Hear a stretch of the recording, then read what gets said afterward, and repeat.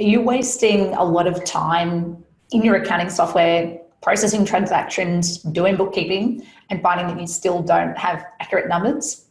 I hear this all the time.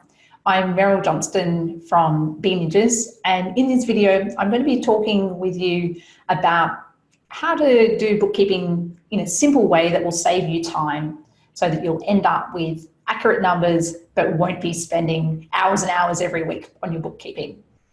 I was actually talking with a potential client recently about how they were doing their bookkeeping. It was a small business. She had a couple of contractors, no employees, and she was spending hours every week on bookkeeping. And I couldn't really understand why.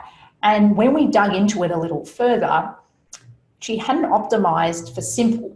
And by optimizing for simple, I mean that the way that transactions were flowing in her business were confusing and it hadn't been simplified, which then meant that the bookkeeping was complicated.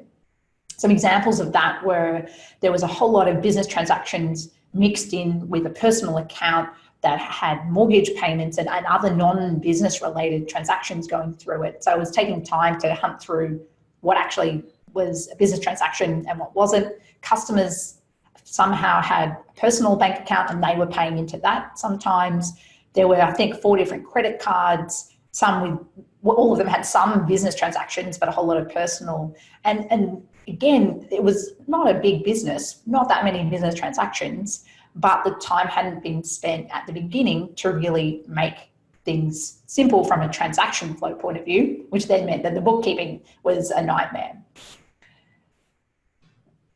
There's a lot of things that you can do to make the bookkeeping more simple. And I think it's really important to do that so that it takes less time and so that it actually gets done. Because as soon as bookkeeping gets complicated, then it just gets left to the side and months and sometimes years go by without it being updated.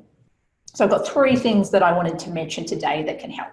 Number 1 is business bank accounts are business bank accounts. It's not a slush fund for holidays and fine dining. Make sure that you're keeping your business bank accounts for business purchases and customers are paying you into business bank accounts.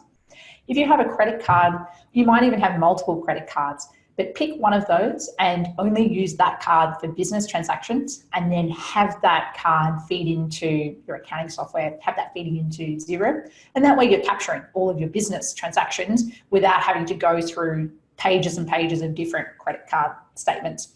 And then the last is have a process for managing receipts. And this can be really simple, but just have a methodology that you follow. It might be snapping a photograph of receipts when you're traveling and doing that as it happens and then saving it somewhere. I recommend using HubDoc, which is a receipt management tool that integrates with Xero. You can use other platforms like Dropbox or Google Drive, but whatever it is, have a process. So number 1, make sure that you're using business bank accounts for business purchases only, not personal.